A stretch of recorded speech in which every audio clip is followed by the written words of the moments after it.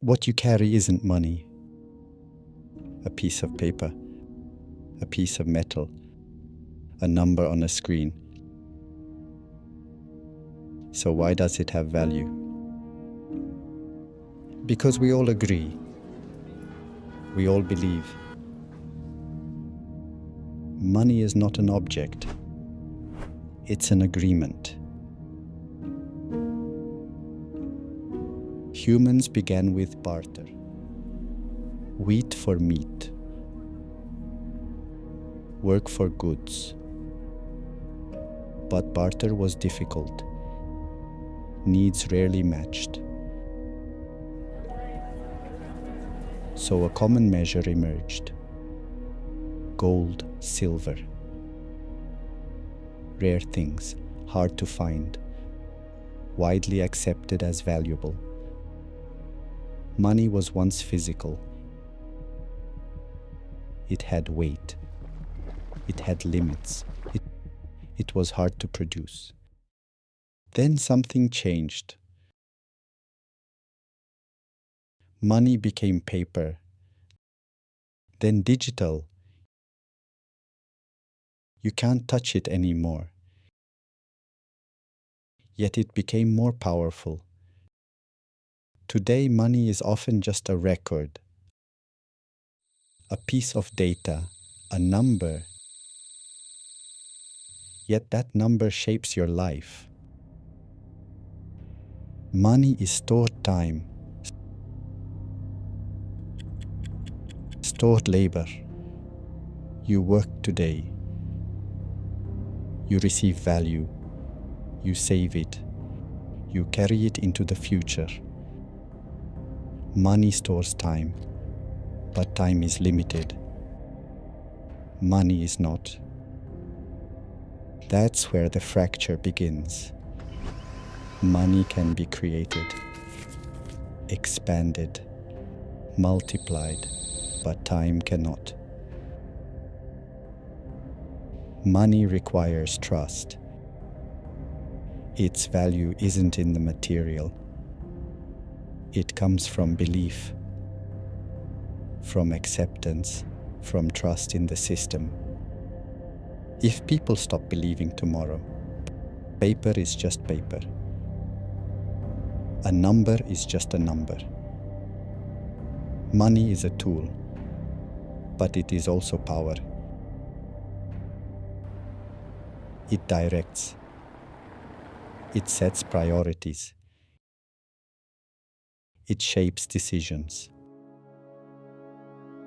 Money shapes behavior. It drives risk. It drives effort. It creates competition. But remember, money doesn't create value. We do. Labor creates it.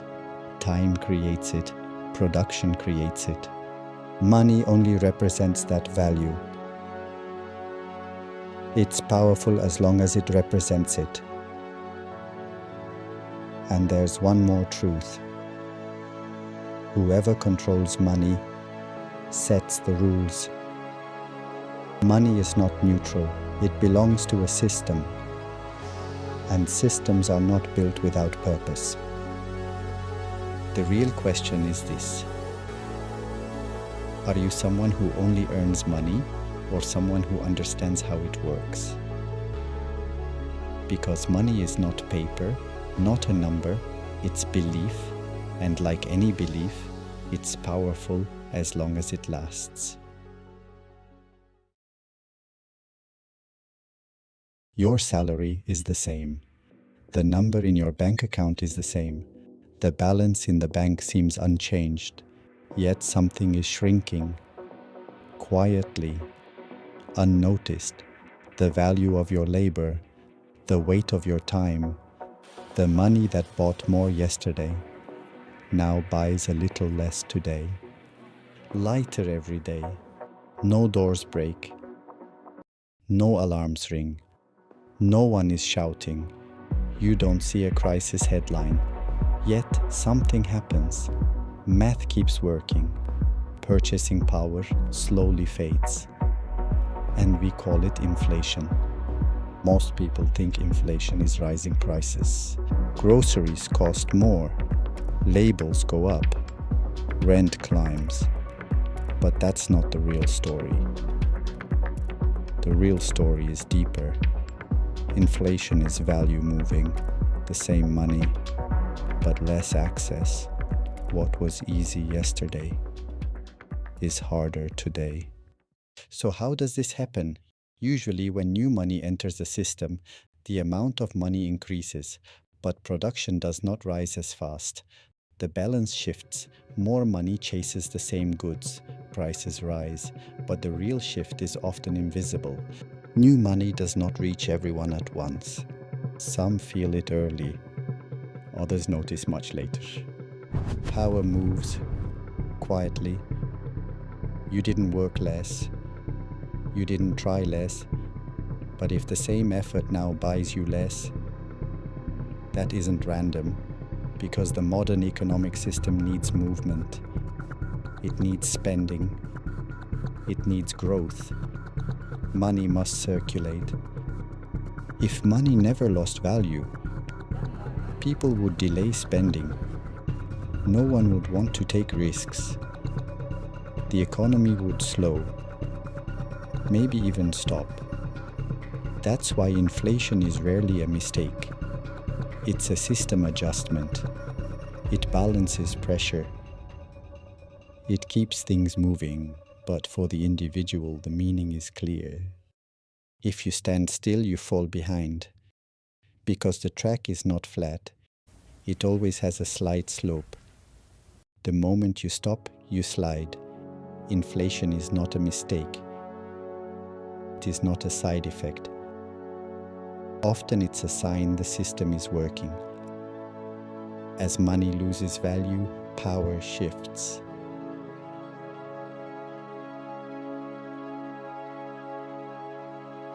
The real question is this: are you just watching this change, or do you understand where it's going? Does money run the world? Not exactly. What really runs the world is debt. Most of the money in the system starts as a loan. A signature is made, a promise is given, and in that moment, new money appears in the system. Which means the modern economy is not built on physical money, but on promises about the future. Most people think money exists first, and then banks lend that money out. But in the modern system, it often works the other way around. First, debt is created. Then money appears. When a bank issues a loan, it does not take physical cash from a vault. It simply writes a new number. A new balance appears in an account. And at that moment, new money is created. So in many cases, money is born from debt. Debt is actually a fascinating idea, because debt allows us to use something that does not yet exist. The money we will earn in the future can be spent today. You buy a house, but you pay for it by working for many years. A company makes an investment, but the return comes years later. That is why debt is powerful, because debt brings the future into the present. Modern economies want to grow. New companies must be created. New technologies must be developed. New cities must be built. But all of this requires resources. It requires money. And most of the time that money has not yet been earned. Debt fills that gap. With debt, people can invest, companies can expand, governments can build infrastructure, roads are built, factories are opened, cities expand. That is why debt is one of the main fuels of the economy. Debt is powerful, but it is also risky, because debt is not just money. Debt is a promise to pay in the future. And that promise grows over time, Because most debts have interest. Interest means the debt grows with time. So debt is not simply repaid. It is repaid with more, which means the borrower has promised part of their future work. Today, much of the global economy is built on debt. Governments borrow, companies borrow, people borrow.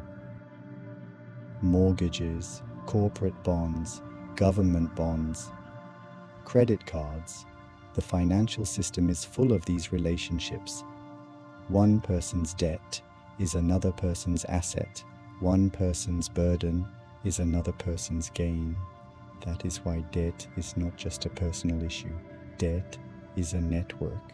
Debt keeps the system moving. Because debt must be repaid. Interest must be paid. Money must circulate. When an economy stops, debts cannot be repaid. The system begins to struggle.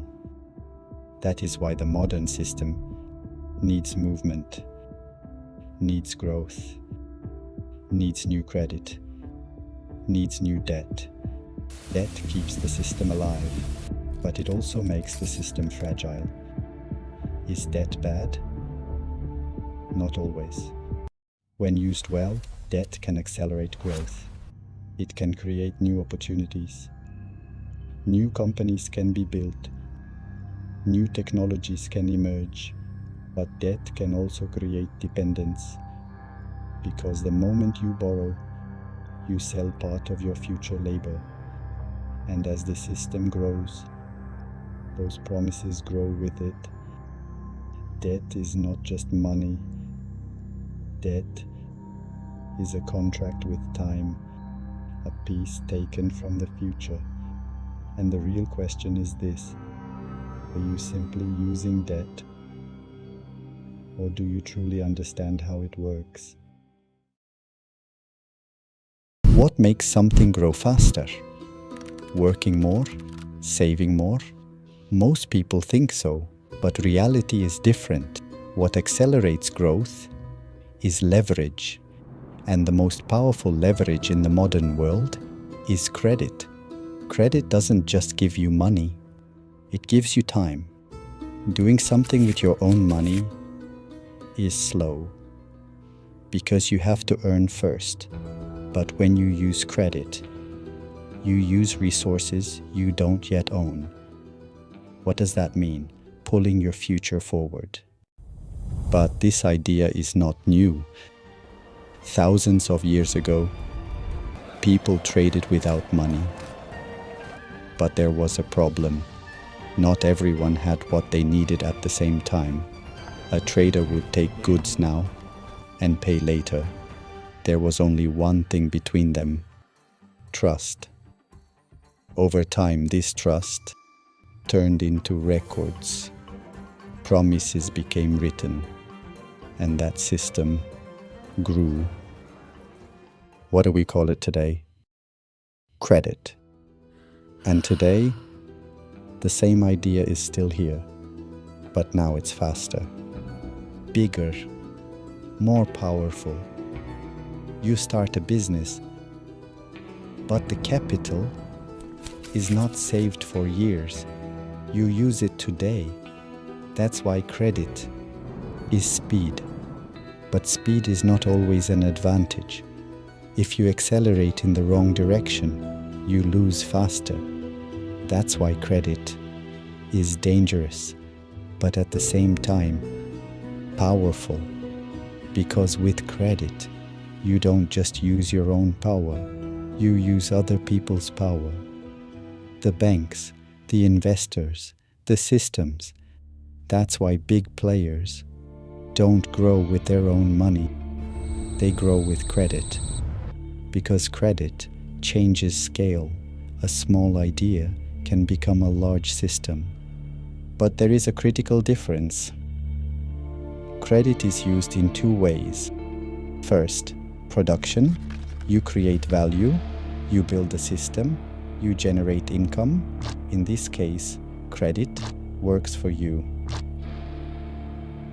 Second, consumption.